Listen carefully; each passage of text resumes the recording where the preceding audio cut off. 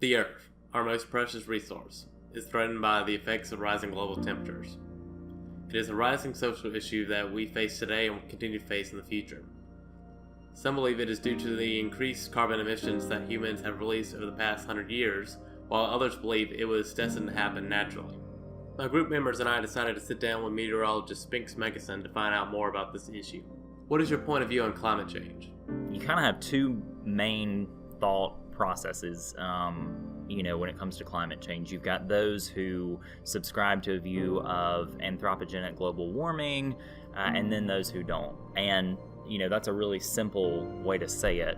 But I feel like it's unfortunate that, you can't really go around saying the word climate without folks having a heated reaction. It's become such a politicized thing that it's something that we as meteorologists are better to not avoid, but in terms of my public products, we try not to delve too deep into it, just because unfortunately it is a very divisive issue. And so you've got those who subscribe that the earth is warming because of man's activities, and then those who say that it's all natural, or there's kind of a third camp, and I would assume that these folks are the ones who might be the rarest, but they say, oh, there's no climate change at all.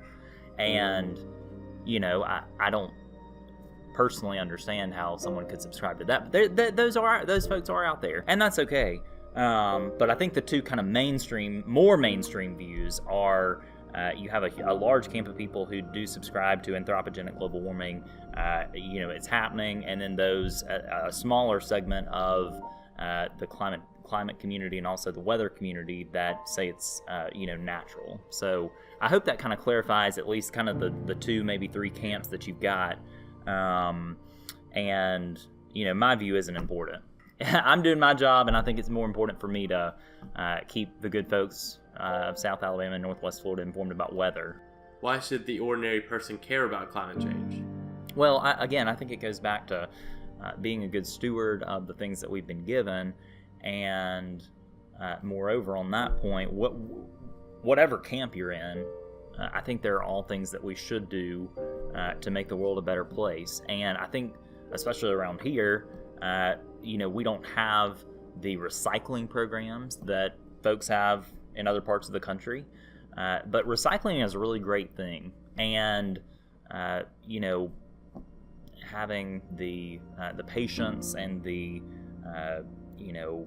persistence to recycle is something really good that can help the planet. I think too that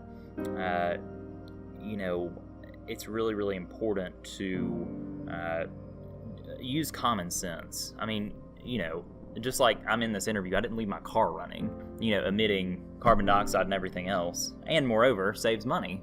I mean, I think that, in the fray, people forget about common sense. And so there's little things that we all can do to make our world a better place. And moreover, again, regardless of which camp you subscribe to in the climate change debate per se, I think that everyone has something that they can contribute to, making the world a better place.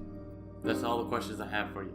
Thank you for speaking with us. Okay, great. Well, like I said, I certainly appreciate it, and I'm a meteorologist, not a climatologist, but I hope that some of these answers have provided some clarity about, climate change, and how, again, my main point is weather is the mood, and we're susceptible to the mood swings, in this case, of weather all the time.